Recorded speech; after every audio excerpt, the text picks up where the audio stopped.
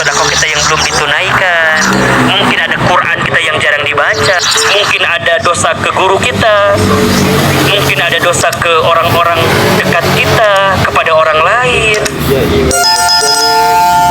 Karena perkara dosa, perkara maksiat itu bisa menghambat kebaikan datang dalam kehidupan kita. Sore ini ada yang sedang gelisah urusan rezeki? Ada yang gelisah? Atau tenang semua? Baik, kalau sudah tenang cukup ya. Ada yang sedang punya persoalan urusan rezeki, ada? Coba angkat tangan, angkat tangan. Bahkan disebutkan dalam terjemahan yang lain, makhluk yang melata. Jadi dikategorikan subjeknya makhluk yang melata begitu.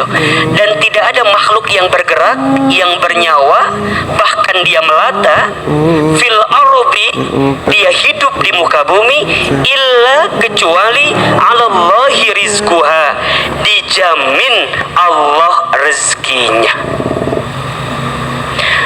Wa ya'lamu mustaqarraha wa mustaudaha, dan dialah Allah yang maha mengetahui tempat kediamannya dan tempat penyimpanan rizki itu. Kullun fi kitabim mubin, semua sudah tertulis dalam kitab yang nyata, Lauhul Mahfuz. Perhatikan ayatnya. Selama kita hidup, selama itulah Allah sudah menjamin rezeki kita. Yakin atau tidak? Yakin atau tidak? Percaya atau tidak? Ya. Tidak mungkin seseorang dihidupkan kecuali saat itu juga Allah jamin rezekinya. Bahkan disebutkan dalam keterangan hadis dari baginda Rasulullah SAW, kalau tidak salah hadis riwayat Baihaqi, kata Nabi, ya ayuhan nas, wahai manusia, inna ahadakum, sesungguhnya di antara kamu sekalian, lan yamuta, tidak akan diwafatkan, hatta yastakmila rizquhu, sampai sempurna rizkinya. Fala tastabti'ur rizqa, maka jangan pernah berpikir rizkimu habis, jangan pernah berpikir rizkimu terbatas, karena selama engkau hidup, selama itulah Allah jamin rizkinya. Jadi artinya, teman-teman sayang, kita itu tidak akan pernah diwafatkan oleh Allah sebelum habis jatah rezeki kita. Berarti kalau di waktu pagi itu kita masih bisa membuka mata kita, kita masih bisa bernafas, kita masih diberikan kesempatan hidup oleh Allah, berarti di saat itu kita masih diberikan jatah rezeki oleh Allah Subhanahu wa ta'ala. Yakin? Percaya? Ini bukan Ahilman yang bilang, ini Allah yang sampaikan di ayat Hud ayat 6 ini. Bahkan di sini digambarkan dengan makhluk yang melata, hewan yang melata. Yang melata saja Allah jamin rizkinya, apalagi kita yang tidak melata. Di sini ada yang kerjaannya melata, ada? Kan tidak ada. Contoh misalnya, mohon maaf ya, apa makhluk yang melata itu contohnya? Apa contohnya? Cicak. Cicak ada nggak rizkinya? Ada. Cicak di dinding satu. Cicak di mana pekerjaannya? Ada cicak di Menteng? Nggak ada. Di Kuningan, kecuali di dinding Menteng mungkin ada gitu ya. Cicak di dinding. Apa pekerjaan cicak? Diam-diam merayap. Apa job desk cicak? Adakah cicak seorang akuntan? Ada? Ada. Cicak jadi manajer, ada nggak? Kerjaannya apa? Diam-diam merayap. Cuman mungkin kalau tingkat manajer diam-diam merayapnya beda mungkin. Speednya agak cepat mungkin gitu ya. Kerjaannya diam-diam merayap, itu cicak. Di sini ada ikhwan yang diam-diam merayap, ada? Diam-diam merayap. Nggak ada. Cicak-cicak di dinding, diam-diam merayap. Yang datang nyamuk datang ke cicak atau cicak datang ke nyamuk? Kata siapa? Kalian sudah pernah jadi cicak memangnya? Jangan tertipu dengan lagu itu. Di dalam lagu itu dua-duanya saling mengejar gitu. Datang seekor nyamuk yang datang, cicak diam atau bekerja? Cicak ikhtiar atau enggak? Apa ikhtiar cicak? Tak eta. Cicak tuh berikhtiar, ikhtiarnya hap. Pertanyaannya, teman-teman tahu nggak berapa kali hap yang cicak butuhkan untuk menangkap satu nyamuk? Tahu nggak? Coba teman-teman IPB tolong analisa itu ya. Berapa kali hap? Jadi cicak butuh berapa kali hap untuk memakan satu nyamuk? Cicak itu butuh berkali-kali hap untuk bisa dapat satu nyamuk. Jadi itu langsung hap, langsung itu. Katanya butuh itulah belum dianalisa memang ya. Cuman butuh beberapa kali hap. Maknanya apa? Maknanya rezeki sudah dijamin oleh Allah gitu kan, sudah dijamin. Tetapi di saat yang bersamaan masuk konsep yang kedua, prinsip yang kedua apa? Rezeki harus dijemput. Jadi yang pertama tadi apa? Rezeki sudah dijamin. Yang kedua, rezeki harus dijemput. Walaupun rezeki sudah dijamin, walaupun rezeki sudah ada, tapi bukan berarti kita diam-diam saja. Ndak. Kita harus berikhtiar. Cicak wae gawe, manya mana cicing. Cicak wae gawe, cicak aja bekerja, cicak aja nggak diam. Malah diam-diamnya kumaha merayap. Orang malah lain cicing-cicing ngahulang ngacai we. Aku berang coba. Rizki itu harus dijemput, harus diikhtiarkan, harus diusahakan gitu. Karena bekerja itu, berusaha itu adalah perintah Allah kepada kita. Sekaligus ini menentukan bahwa rizki tidak tergantung pekerjaan kita. Karena pekerjaan itu adalah bukti kewajiban kita atas perintah Allah. Surat Al-Mulk ayat 15, coba dibuka. Surat apa? Al-Mulk ayat 15. Ya. Al-Mulk surat keberapa? Berapa? 67 ya. Surat ke-67. Perhatikan. Bismillahirrahmanirrahim ayat 15 ya, teman-teman ya. Huwallazi ja'ala lakumul arda zalulan famshu fi manakibiha wa kulu mir rizqi wa ilaihin nusyur. Dialah Allah yang menjadikan bagi kamu sekalian bumi zalulan, yang mudah, yang luas, yang bisa kamu tempuh. Apa perintah Allah? Famshu fi manakibiha, dan berjalanlah dan bekerjalah dan berikhtiarlah dan berusahalah di setiap penjurunya. Wa kulu mir rizki, dan makanlah apa yang Allah rizkikan kepada kamu sekalian. Ada nggak perintah bekerja di situ? Ada perintah ikhtiar, ada perintah usaha, ada. Jadi kalau kita tidak berarti sama dengan kita tidak menunaikan kewajiban Allah kepada kita. Dan ikhtiar kita itulah perintah Allah kepada kita, jadi kewajiban bagi kita. Dan kemudian nanti rizki itu yang sudah dijamin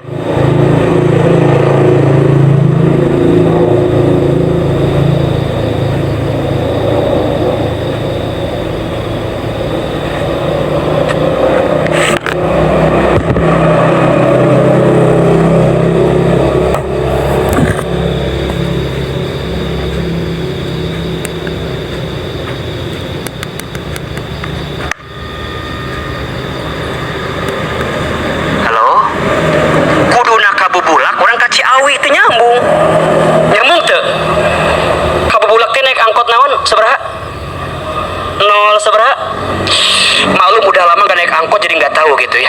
03 nya apa? 03 Bubulak, 02 Bubulak Sukasari, bener deh.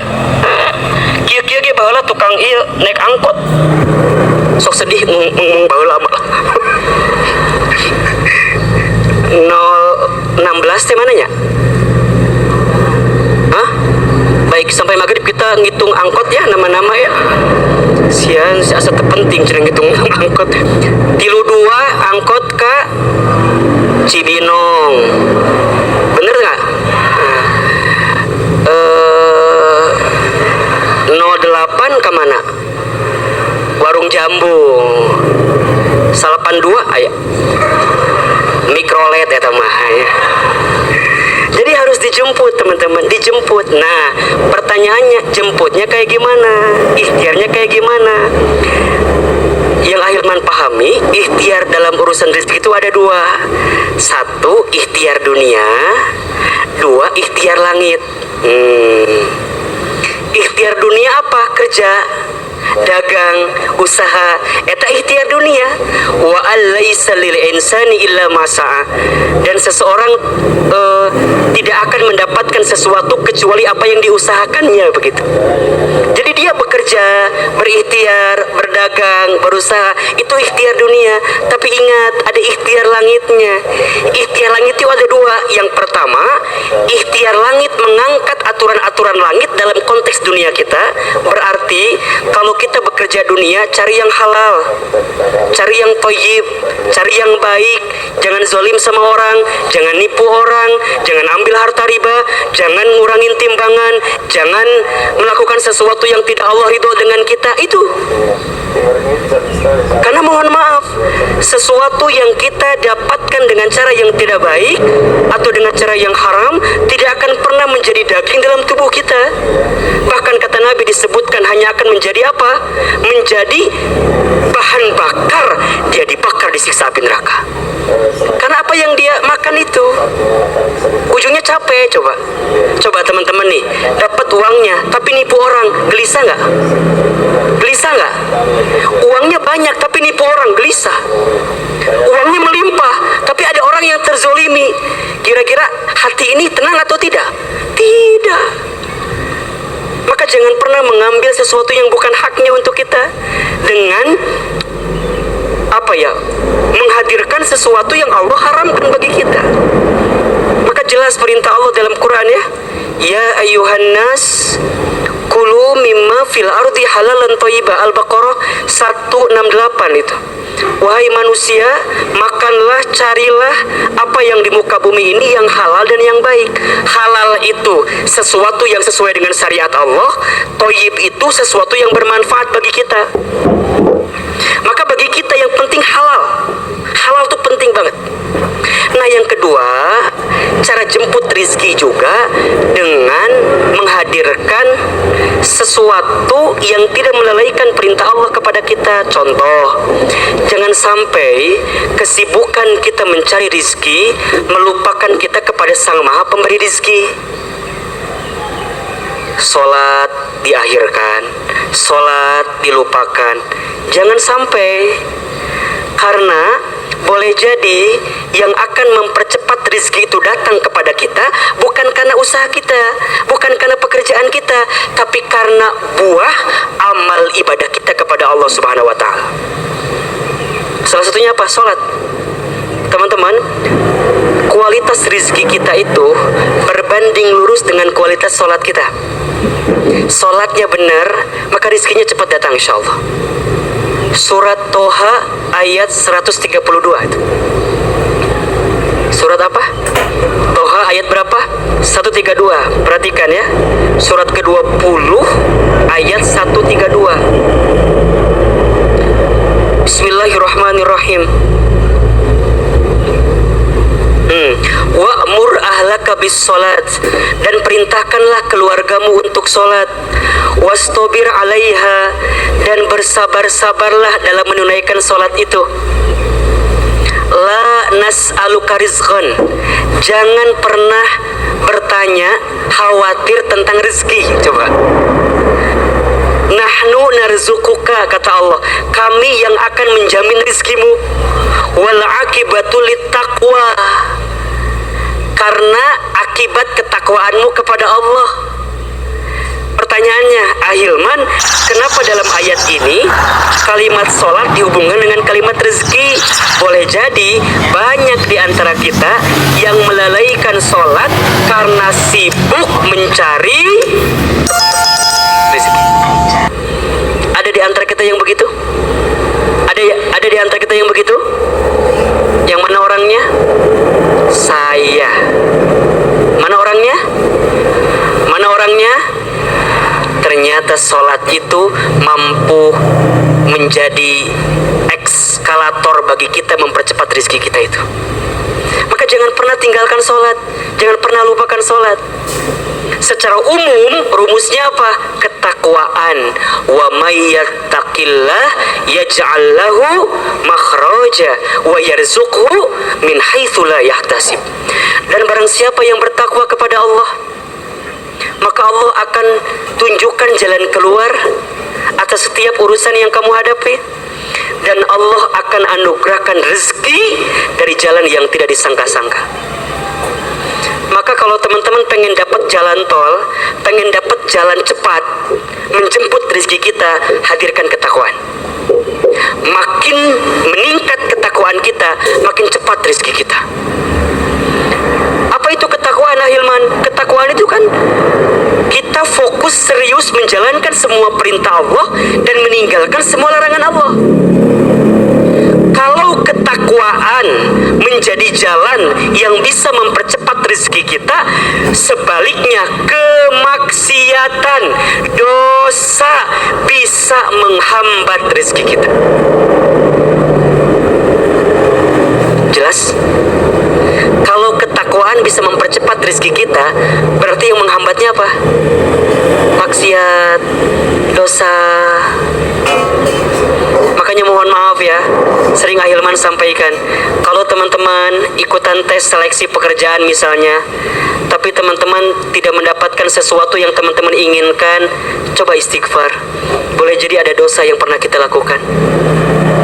Kalau kita dagang, kalau kita bisnis, kalau kita usaha, tapi tidak mendapatkan keuntungan yang optimal dari apa yang kita inginkan, coba istighfar. Boleh jadi ada dosa yang pernah kita lakukan. Istighfar, istighfar, istighfar. Mengapa keberuntungan tidak hadir dalam hidup kita? Coba istighfar.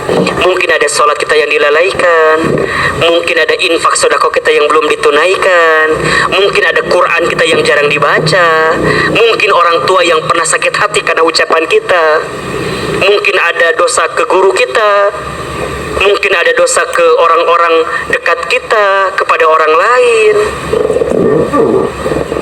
Karena perkara dosa, perkara maksiat itu bisa menghambat kebaikan datang dalam kehidupan kita. Maka yang ketiga ini, setelah kita ikhtiar, jadi ikhtiar dunia jalan terus, ikhtiar langit apa? Berarti dengan doa juga kan?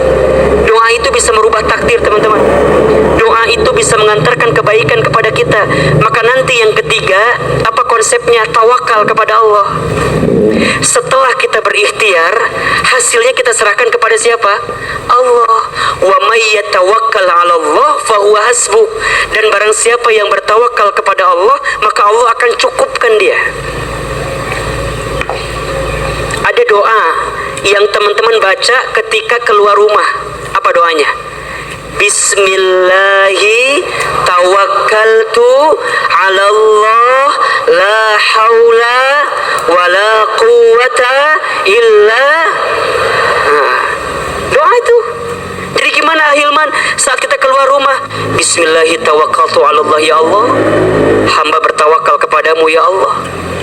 La haula wala quwwata illa billahil aliyyil azim, ya Allah. Tidak ada daya upaya, tidak ada punya kekuatan kecuali Engkau ya Allah. Jadi saat kita keluar rumah, kita menjalankan perintah Allah, menjalankan kewajiban Allah. Pekerjaan kita jadi amal ibadah, pekerjaan kita jadi amal soleh, pekerjaan kita jadi amal yang bisa membawa kita dalam kebaikan. Hasilnya kita serahkan kepada Allah. Allah lebih tahu mana yang terbaik untuk kita. Jangan pernah mengambil hak prerogatifnya Allah untuk menentukan rezeki bagi kita. Karena yang mengatur rezeki kita siapa? Allah. Yang memberi rezeki kepada kita siapa? Allah. Yang berkuasa tentang rezeki kita siapa? Allah. Allah Ar-Razzaq. Allah yang maha pemberi rezeki. Tugas kita apa? Ikhtiar. Nahnu bitakhir, wallahu bitakdir. Kita ikhtiar, Allah yang menentukan. Tawakal. Barang siapa yang bertawakal kepada Allah dengan tawakal yang sesungguh-sungguhnya, maka dia akan mendapatkan rezeki seperti rezekinya seekor burung. Burung itu keluar di pagi hari dalam keadaan perutnya kosong dan pulang sore hari dalam keadaan perutnya kenyang. Burung ada yang pernah lembur nggak? Yang pernah lembur nggak? Ada nggak? Katanya sore udah pulang gitu ya. Dan itu cukup bukan hanya untuk dia, tapi untuk anak-anaknya, untuk keluarganya dibawa. Kenapa? Tawakal ke Allah. Allah jamin rezeki kita. Berarti mohon maaf, yang sempit apa? Yang sempit bukan rezeki kita, yang sempit hati kita. Yang rumit bukan rezeki kita, yang rumit pikiran kita. Hidup kita itu mudah, yang sulit pikiran kita. Hidup kita ini lapang, yang sempit hati kita. Hidup kita ini murah, yang mahal gengsi kita. Betul apa betul? Catat status hari Senin biasanya itu ya. Jadi yang rumit, yang sempit, yang sulit itu bukan rezeki kita, tapi kitanya sendiri. Boleh jadi kita nggak bertawakal kepada Allah atas semua yang Allah berikan kepada kita. Maka ingat teman-teman, ada tawakal qoblal ikhtiar, tawakal sebelum ikhtiar. Ada tawakal inda ikhtiar, tawakal ketika ikhtiar. Ada tawakal ba'da ikhtiar, tawakal setelah ikhtiar. Kumaha maksudnya Hilman? Tawakal sebelum ikhtiar, sebelum kemana-mana, libatkan Allah di dalamnya, doa. Ayo teman-teman, sepertiga malam bangun, ambil air wudhu, dirikan sholat tahajud, munajat depan Allah. Kalau bisa menangis, ya Rob, hamba sulit hidup ini ya Rob. Hamba belum punya pekerjaan ya Rob. Hamba belum punya bisnis ya Rob. Atau apapun yang teman-teman gelisahkan, ayo curhat kepada Allah di malam itu. Barang siapa yang bangun di sepertiga malam, kemudian dia mendirikan sholat tahajud, siapapun yang banyak dosa, kemudian dia minta ampun, Allah ampuni dosanya. Siapapun yang sedang punya masalah, dia minta kepada Allah, maka Allah tunjukkan jalan keluarnya. Siapapun yang sedang sulit, maka Allah mudahkan. Siapapun yang sedang lemah, maka Allah kuatkan. Ayo bangun. Wa minal laili fatahajjat bihi nafilatan laka asa ayyab'asaka rabbuka maqaman mahmuda. Dan di waktu malammu, bangunlah di sepertiga malam, dirikan salat tahajud, maka niscaya Allah akan angkat dirimu ke tempat yang paling mulia, maqaman mahmuda. Tahajud kemuliaan seorang hamba. Makin getol tahajud, makin mulia dia, dihormati, bicaranya dilihat, semua yang dilakukannya dituruti. Kenapa? Karena harismanya, pemberiannya langsung Allah yang memberikan. Teman-teman ingin diangkat derajat hidupnya, simple, tahajud, sholat malam. Setelah itu ayo bangun, perbanyak istighfar, banyak istighfar terus, istighfar sampai ketemu waktu subuh. Kemudian dirikan sholat 2 rakaat sunnah sebelum fajar, sebelum subuh. Barang siapa yang sholat 2 rakaat sebelum subuh, maka dia mendapatkan pahala seperti mendapatkan apa? Dunia beserta isinya. Allahu Akbar. Ustadz, kalau subuhnya apa? Kalau 2 rakaat sebelum subuhnya saja dunia beserta isinya, maka sholat subuh berjamaah dunia beserta isinya, akhirat beserta isinya. Berangkat ke masjid. Setelah itu, kalau masih ada waktu, jangan keluar dulu dari masjid sebelum waktu syuruq. Barang siapa yang menunaikan sholat subuh berjamaah di masjid, kemudian dia duduk berzikir di tempat itu sampai datangnya waktu syuruq, kemudian dia sholat 2 rakaat rakaat setelah itu, maka dia mendapatkan pahala seperti haji dan umroh.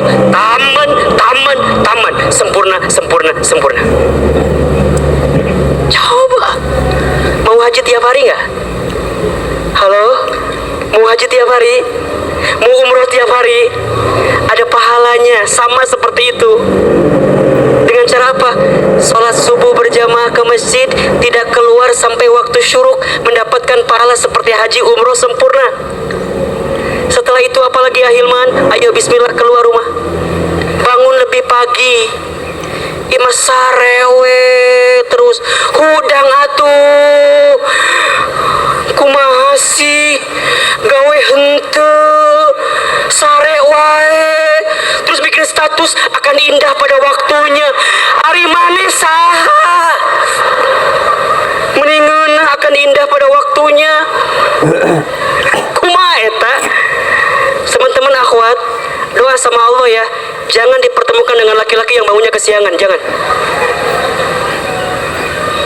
Dan kelihatan dari wajahnya kebluk mana kelihatan ya.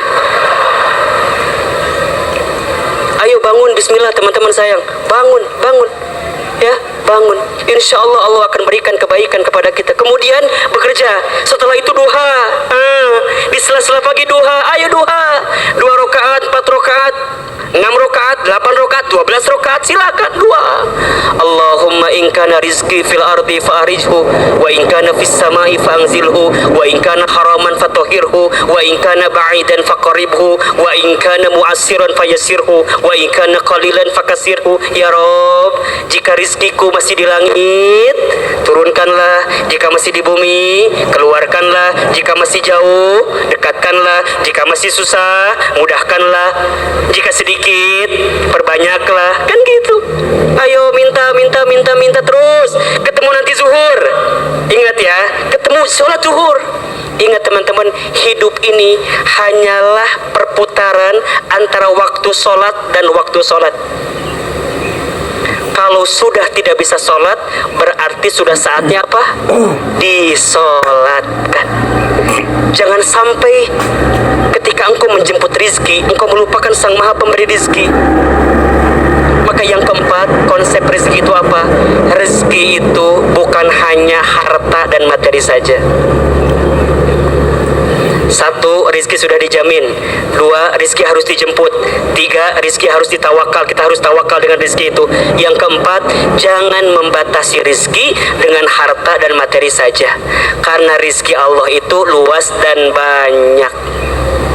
Jelas? Jelas? Ahilman, apa itu rizki? Rizki itu kullun ma yuntafa'u bihi mimma abahullah. Rizki itu segala sesuatu yang bermanfaat dalam kehidupan kita, yang Allah berikan kepada kita. Artinya apa? Semua yang bermanfaat dalam kehidupan kita, maka itu adalah rezeki. Mata bisa melihat, rezeki atau bukan? Telinga bisa mendengar, rezeki atau bukan? Lisan bisa bicara, rezeki atau bukan? Jantung bisa berdetak, rezeki atau bukan? Bisa bernafas, rezeki atau bukan? Hari ini kita ketemu dengan Ahilman, rezeki atau bukan? Jangan membatasi rezeki dengan hal yang sifatnya materi saja. Rezeki Allah itu luas dan banyak. Ada yang diberikan rezeki kesehatan, ada yang diberikan rezeki keluarga yang menenangkan, ada yang diberikan rezeki dengan tubuh yang menguatkan. Rezeki itu luas dan banyak, dan Allah selalu memberikan rezeki kepada kita. Maka pada akhirnya yang paling penting dalam rezeki itu bukan apa yang kita miliki, tapi rezeki itu tentang rasa yang bisa kita nikmati. Saya ulangi, rizki itu bukan tentang apa yang kita miliki, tapi rizki itu tentang rasa yang bisa kita nikmati. Ada orang yang hartanya banyak tapi gelisah, ada nggak yang begitu? Ada. Ada orang yang mungkin gajinya sedikit tapi tenang, ada nggak yang begitu? Rizki itu tentang rasa yang bisa kita nikmati. Rizki itu bukan tentang seberapa banyak jumlahnya, tapi rizki itu tentang seberapa besar berkahnya. Kalau teman-teman mau makan, apa doanya? Allahumma barik lana fima razaqtana wa qina Bukan minta ya Allah perbanyak makanan saya, bukan minta perenak makanan saya, bukan permahal makanan saya, bukan. Ya Allah, berkahi rezeki yang kau berikan kepada kami ya Allah. Kalau sudah berkah, nikmat teman-teman. Kalau sudah berkah apa? Nikmat. Makanya menikah itu apa tujuannya? Meraih berkah. Nikah rizki atau bukan? Berarti kalau yang belum nikah, halo. Nikah itu rizki atau bukan? An-nikahu miftahu rizki. Nikah itu kuncinya rizki. Jadi kalau ada yang menunda nikah, nggak mau nikah karena takut urusan rizki, salah atau tidak? Salah. Karena rizki itu kuncinya menikah itu ada di rizkinya nanti. Kenapa? Karena berkah. Maka apa doa kalau orang yang nikah itu? Bukan selamat bahagia, bukan selamat punya anak, bukan. Tapi doanya Barokallahu laka wa baraka alaika wa ja'alnakuma fi khair. Barakallahu lakuma wa baraka. Hafal nyanyimannya langsung kami. Jadi rizki itu bukan hanya harta, tapi rizki itu apa? Semua yang Allah berikan kepada kita. Nikmat. 4 konsep rizki yang harus kita pahami agar lebih tenang. 1, rizki sudah dijamin oleh Allah. 2, rizki harus dijemput, diikhtiarkan.